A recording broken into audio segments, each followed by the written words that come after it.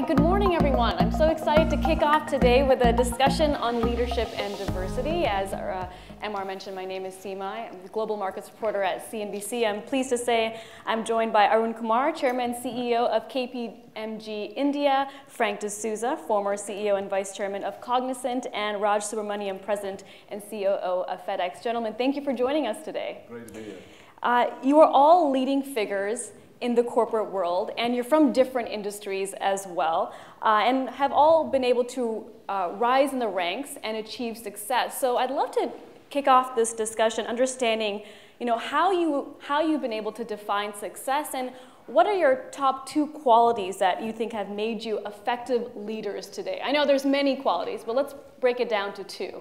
And maybe Arun, we can start with you. No, thank you, Seema. Great to be here. Let's talk about diversity. In this panel, we've got 2 people from Trivandrum. That's right. So, Frank, we don't realize you're going to be cornered here. In terms of your question about what I care about, I'd say I really care about making a difference. And if I can help other people, whether it's an organization or stakeholders or clients of various kinds, but mostly people, I think that's what I care about. So when I meet folks who tell me many, many years later, you helped me here or you helped me there, or we did this, or our organizations did this thing together that worked, then I feel good about that. So I'd say for me, what gives me the most satisfaction is, in some sense, having made a difference, and I may not really see what the difference is. I'm not looking at a difference just from the bottom line of my organization or a personal bottom line. It's really about making a positive difference somewhere in the world. Frank? It's great to be here. Thanks for having me, MR, Seema, and Indiaspora. Look, I would say a couple of things. You asked for 2. I would agree. I think that, I've always thought leadership is a relatively simple formula. You sort of have to set a vision, but that's the easy part. The more difficult part is getting sort of a group of people to buy into that vision and then follow you. And for me, it's always been about the people and making a difference to those people's lives, making it more than just the organization's objectives, but sort of objectives around their development, the development of the broader group of stakeholders, societies around the world where we operate, and so on and so forth. I think that continues to be absolutely true. And so I would say that, sort of people and development of people and nurturing people's careers has been an important part of my journey.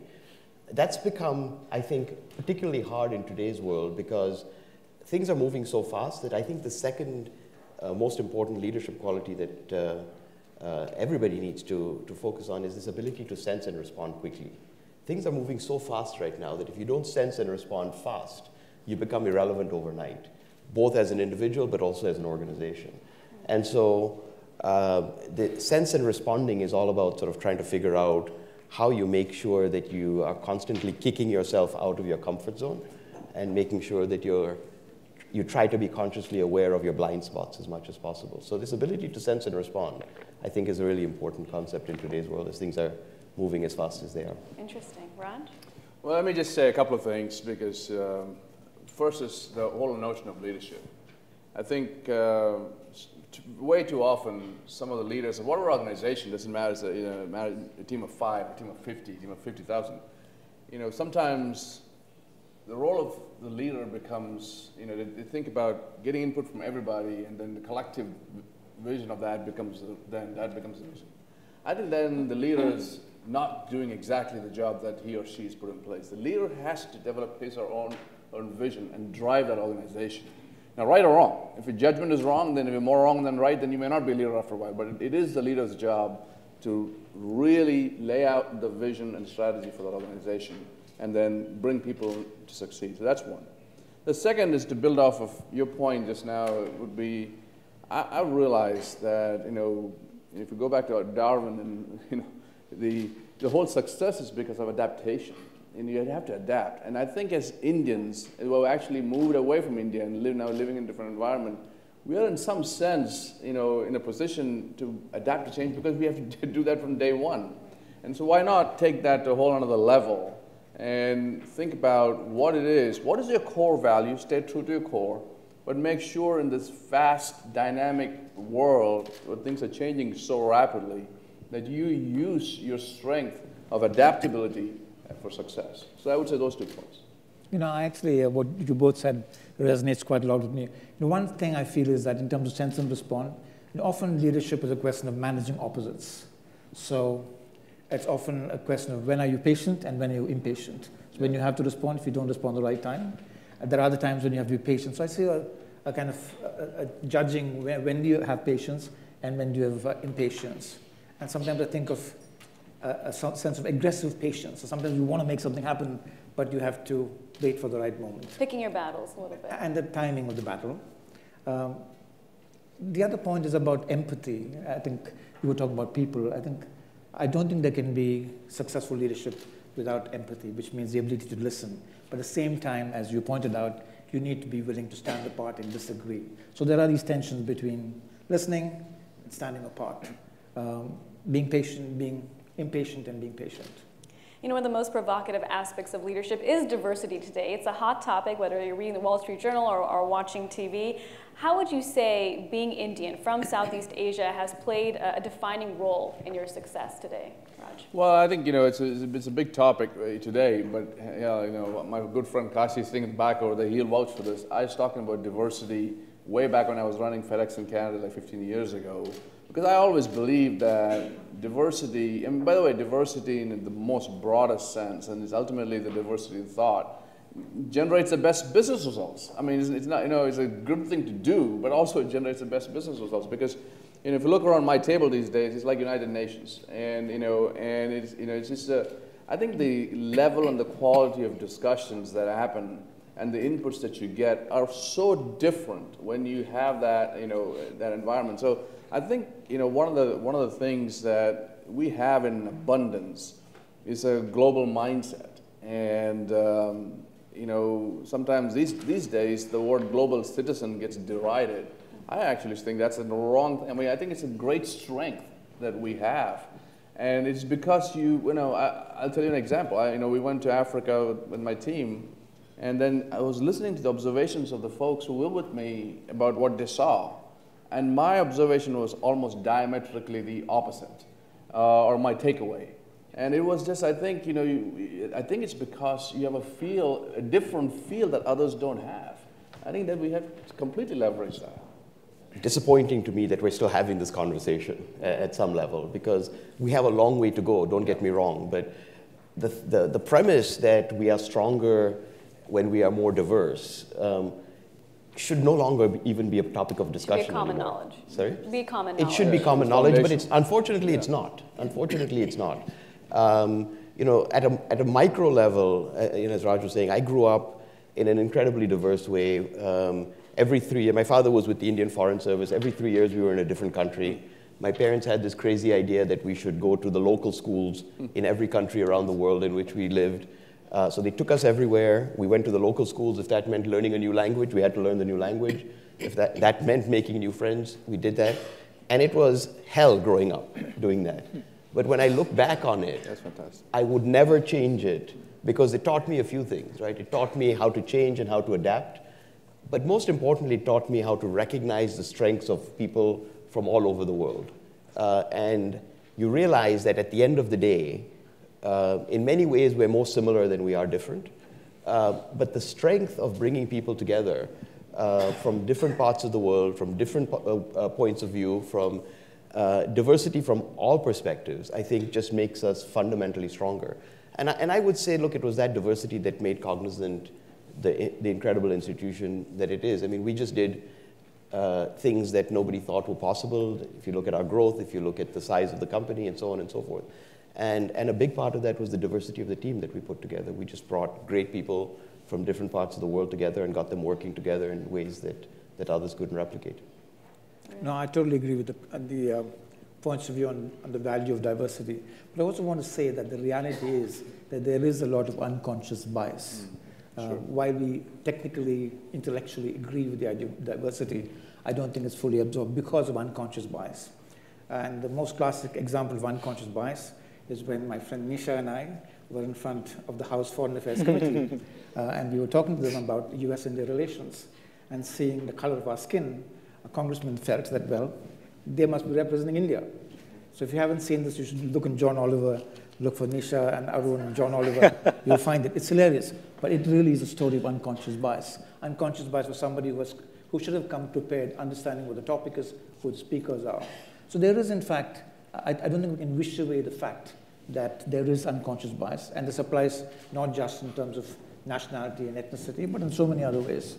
So as leaders, we really need to find a way to sensitize people to unconscious bias. And there is really no other way of doing it. Yeah, we may understand the value of diversity, and it is, it's growing, that consensus, that understanding. But how do you, as leaders, make it a priority inside your organization and ensure you inspire not just the C-suite, but your board to really make it a priority? And not just diversity as in, oh, great, we have a Russian, we have someone who had experience in London, but making sure it's a priority at a more intrinsic level. Well, I can say, when I walked into Memphis in 1991 in the FedEx, and I could barely locate Memphis on a map at that point, and I did not know a single soul. And if someone had actually told me in 91 that this would be what I would be doing 28 years later, I would say the probability of me playing center for the New York Knicks is a lot higher. The fact that such a thing happened speaks very well for FedEx and for the idea of diversity. Not, as you just said, not as a token, but the deep belief. So one of the things that we pride ourselves very much in FedEx is the cultural foundation that we have within FedEx, and we intentionally manage culture. And if I can digress for 1 second, we had a conversation about 8-10 years ago. The top leaders in the company went around the room. What did FedEx mean to you? And it was the most moving experience. There was like tears in the room, and it was like, we realized we had something special, but we had to intentionally manage it. And part of that culture exercise, one of the key pillars that we have identified is diversity and inclusion. Now, this is before this thing became cool. So we've been working at it. It's that you have to intentionally manage it. It's not something that you say and it happens. And so there's a lot of programs that we do, and consciously managing it. We have a long way to go. I'm not going to sit here and say that we achieved our end goal here, and this is never going to achieve that. But I think it's something that is a conscious effort that we drive every single day. Look, I don't think I can say more than what Raj has said already. I think it's so important for it to be part of the cultural fabric.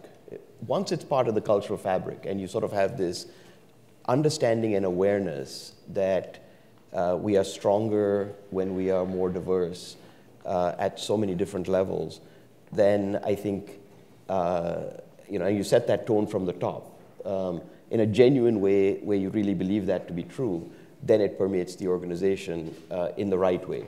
I've seen too many examples where diversity initiatives become checklists or statistics, and things that you manage to. That's the wrong way to do diversity. It has to start with the cultural foundation. That's hard. It's much harder, and it's a much longer journey. But I think that's the only way to do that right. You have to provide tools, particularly in areas like unconscious bias. When bias is unconscious, by definition, people don't understand that they have those biases. You have to help them make it conscious. And so there are ways to help and to provide tools and training and support in the journey. But it has to start with the cultural foundation. And once you have the cultural foundation, then you can build on it. But what about building that cultural foundation, increasing diversity, but doing that without losing that collective vision? How does a management team do that? I don't think there's conflict. You can have a cultural, you would have a more powerful collective vision if you had diverse opinions in it. So I don't believe there's a conflict there. I think the way to do it in one way is to pick up on the tone at the top. Does the leader make sure that his or her team has enough diversity in it?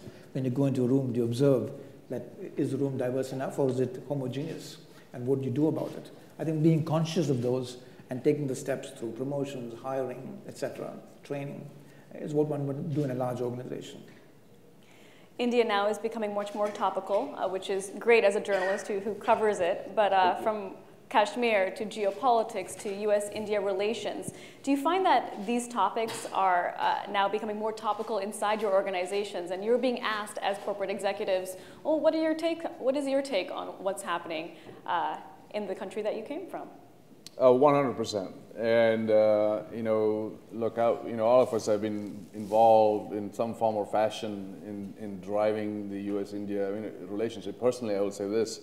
It's like, like an old Bollywood movie where two twins got lost somewhere and now finally trying to find each other. And, there's a lot of common interest and there's a lot of potential, but a long, long way to go because, just the potential is still the potential. So I've believed that for some time, and I think we've worked that. Now, as the Indian economy and the business environment, opportunities come up, clearly it's being heard more in the boardroom, and you're the convenient person to ask, what do you think about it?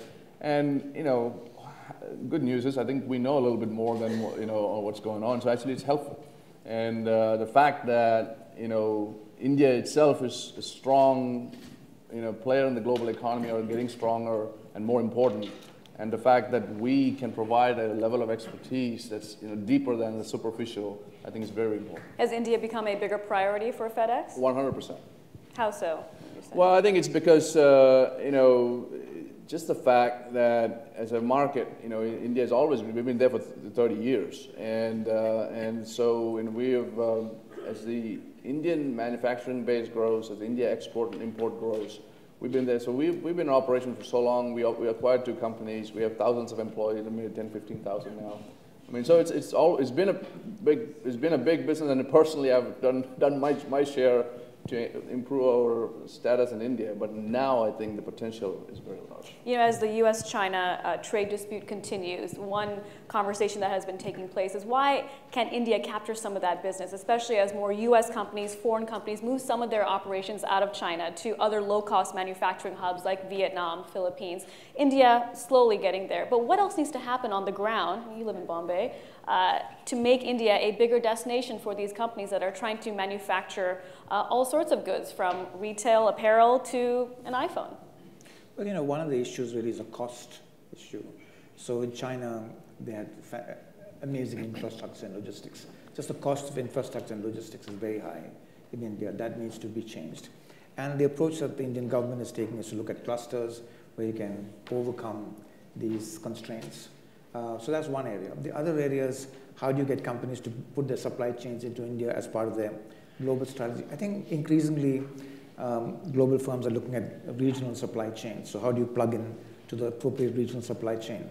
But remember, in the case of manufacturing, a lot of the regional supply chain that comes from China is owned by Chinese owners, Chinese firms. So are they going to come and invest in India to put their supply chains in India? They're doing that in Vietnam. A lot of them have moved to Vietnam. They look at Malaysia.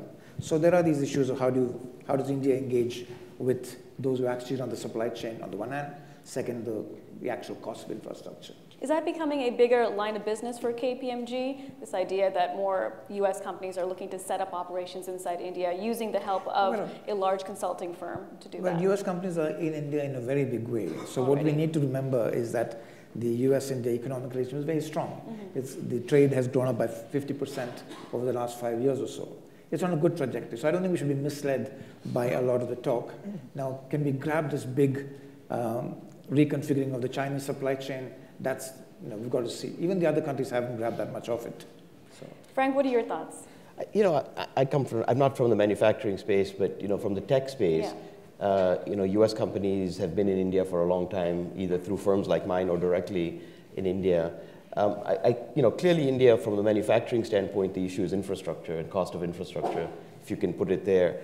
On the tech side, India really is a leader already today, well ahead of China in many ways. The challenge for India on the tech side is making sure that we reshape the education system in India and continue to evolve it, because I think that the system of education in India has served the tech industry very well over the last, call it 3-4 decades, but won't serve India well on the tech front for the next 3 or 4 decades. And so I think when you think about the 2 big pieces of India's economy that are sort of more potentially export-oriented, manufacturing and tech, I think on the one side you've got an infrastructure challenge, on the other side you've got an education challenge. Sorry. Yeah, no, I was just going to say, I was in Asia this last week, and this is a real interesting question because everyone I've talked to, all the because we deal with manufacturing, that's what we are. We move manufactured high-value goods. That's the business we are in. So we are right in the middle of this conversation. And so I've talked to a lot of folks, and everyone I've talked to is definitely thinking of a China plus one strategy or more. So they are all looking at this environment and saying, how do we get out? However, the ecosystem for manufacturing in China is so strong. It's not just the cost. It's the fact that you can get your nut and the bolt and everything is right there, and it's all put together. But everyone's looking to find other ways, and then they talk about Vietnam, they talk about Indonesia, Philippines, Malaysia, Thailand, and then India. So I'm like, why not? I mean, we should be, so there's even today, there's a reluctance for people to think India. And of course, you see Apple going and so on and so forth. There's things happening, but the opportunity is significantly higher than what's happening. The good news is, on the Indian government side, they're actually willing to listen right now. They're seeing that they're starting to miss the boat, so they're trying to ask this question, okay, what is it going to take? So that's the good news, but we're not there yet. We're definitely not there yet. But you're engaging with the government to try to see what we can do further in terms of putting more money towards infrastructure and also increasing the talent, in creating high-skilled talent, right, to have in these factories that can produce these goods. Yeah, and also some regulatory framework too. We get, labor laws, and there's so many things fundamentally that they have to do. So the good news, I guess, is that there's a willing partner to listen. Right. The question is, how do we get the things done and then move forward? So, timeline, how far are we away from India getting there? Well, I think if you look at the high value-add areas, where it's technology intensive or knowledge intensive, India will be able to play well there. So it's less dependent on retail logistics. There we're seeing some good examples. There's an often touted example of the F-15 wings being built in India and various parts of aviation being. So those are the starting points. So we'll see more of that in electronics, etc. But I don't think we're going to see too much garments, etc. in a hurry, but more in the high value-added areas. And Frank, from a technology perspective, we're seeing more tech unicorns in India, which is exciting. Ola with multi-billion-dollar valuations thanks to large international firms like SoftBank putting a lot of money to work inside India. Where do you see that tech going from here in terms of innovation from this country? So I think two fronts, right? I think that India will continue to be a substantial and significant tech destination to build software and technology for the rest of the world for many years to come. That is a sort of a business and an industry that has been established over the last 20, 30 years and will continue. But you're right, Seema, the unicorns coming out of India are incredibly interesting right now. We have yet to see a unicorn out of India make it on the global stage in a substantial way. So I think that's the next step. It'll happen. It will happen. The only reason, in my view, that it hasn't happened is that the Indian market is so big and so attractive right now that any smart entrepreneur is focusing closer to home on what's a big market. But that will become a platform, and my prediction is you'll see. I wish I could pick them, but I'm not smart enough to do that. But I think you'll see a bunch of tech unicorns coming out of India in the next decade. Any thoughts on that? I think clearly on the technology side, there's it's a powerhouse, and there's a lot going on. I think the interesting contrast, India manufacturing represents 15-20% of GDP, something on that range, and China, that number was 60%, and then maybe it's falling a little now as the services part of the economy is growing, but it is a huge part of the GDP. So you can imagine Chinese GDP being significantly bigger and manufacturing being significantly bigger. So hence, from a manufacturing perspective, it's probably a 10x advantage. But of course, I don't think we're going to close that kind of gap. I think the answer is to leverage our strengths, which is technology, and I think it makes more sense for India. So I think that's true. It's just a question of how do we get the Indian youth employed and what kind of businesses we need to make sure that happens. The government is fully focused on it. I think we'll see.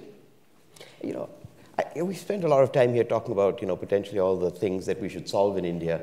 Let's not forget that the country has incredible strengths, right? I mean, the country is just, I've been as a professional going to India 25 years and building Cognizant. We started about 25 years ago. It is dramatic to see what's happened in India if you take a 25-year view. It's unbelievable, right? And there are so many strengths. You start with the rule of law. You start with the so-called demographic dividend. Lots of young people, particularly compared to China, that has an aging population. I mean, in many ways, we're frustrated in India sometimes because things take longer than they should and so on and so forth. I view that as sometimes a source of strength because a lot happens in India bottoms up. And so you just get really strong commitment when you actually do have something moving forward. It might take a little bit longer to get consensus, but then you get very strong outcomes. So there's a lot to be said for India. And so it's often easy in rooms like this for us to say, well, I wish infrastructure was better and I wish education was better. And all of those are true. But let's not forget that this is an amazing story. Yeah, let me build on that because I went back to India almost 40 years in the US. So I voted with my feet. And I went back because I did think it's a very attractive place to be. And that's been proven. It's a very stimulating place. There's so many interesting things happening. There's so much, the energy of aspiration is just incredible at every level in the country. There's innovation. And if you focus on the domestic market, which Frank kind of touched on, that itself is enormous. There is no need to be obsessed about being part of global supply chains. There's plenty to do right in the country. And a lot of that will be bottoms-up entrepreneurship. So there's a lot that's going to happen. We just have to figure out in India which is the right path now and what would be a stronger path going forward. So we got the the industry, the macro view. I want to get a little personal now as we end this conversation. Arun, you've been a senior executive in the government and in the private sector. What skills do you think as a leader you had to learn or even unlearn as you transition from one sector to the other? So maybe I should talk about the transition to the government from the private sector. I never worked in government before. I'd say the first thing in the government is you won't think about it before you get there is that you actually work with very bright people. So I had Nisha as a colleague at State. Atman worked with me in commerce. Very bright, motivated people who think about big issues and diverse topics. So the first thing is it's almost like going to school. You learn a hell of a lot. Every evening I would get a briefing book for the next day that was this thick, and I was preparing for an exam for the next day because every hour you have a different topic. So the learning is incredible. There are some areas where private sector expertise does help. For example, I think a lot of governmental activities are about activities, about doing things, about building a relationship. In the private sector, you're often trying to say, okay, what's a milestone? What's a deal? So bringing that in, I thought, for me, that was helpful. Government is very hierarchical. So the information that you get is filtered in multiple ways. And I don't, the problems of, you may not actually get the full picture because you're getting a biased picture. The bureaucracy, as I was told in the government, is all about the bureau. You try to protect the bureau. You're not really looking at the full picture all the time, although sometimes you are. So there are all these all these quirks about being in the public sector. Finally, the processes in the public sector, the budgeting process, the hiring process, the procurement process, are all very complicated. They're all set up with very good intentions, but in many ways they work against acting quickly and in time. Frank, how would you say being a member of the India diaspora has affected the way you navigate the corporate world? Well, in my case, it was it was an inherent part of what we did at Cognizant. Right. We built a company in India. We started it there. We are now the largest American employer in India. IPO'd in 1994? We started the business in 94. We IPO'd it in 98. So in 94, we had 0 employees. We now have 300,000 employees. About 200,000 of them are in India. So that makes us the largest American employer, I think, or certainly in the top 2 or 3 in India. So it was just an inherent part of it. The company, as we expanded across the globe, we now have operations in 60 or 65 countries around the world. As we expanded around the globe, we We had lots of expats from India traveling around the world to make that expansion happen. We plugged into the local communities around the world, the Indian communities around the world as we made that expansion happen. So for us, it was just a very, very, it was very intertwined with the growth of the company, and I would say was very integral to the success of the company over the years. And Raj, being Indian, how has it affected the way you navigate the corporate world and your role at FedEx? So, at this point, I don't even think about that, and I think the best comment was, the chairman and founder of FedEx, Fred Smith, he's a legend in business, and I think the best comment he said to me, when I look at you, I don't see you as an Indian or any, I look at you as a human being. I think that's the best comment.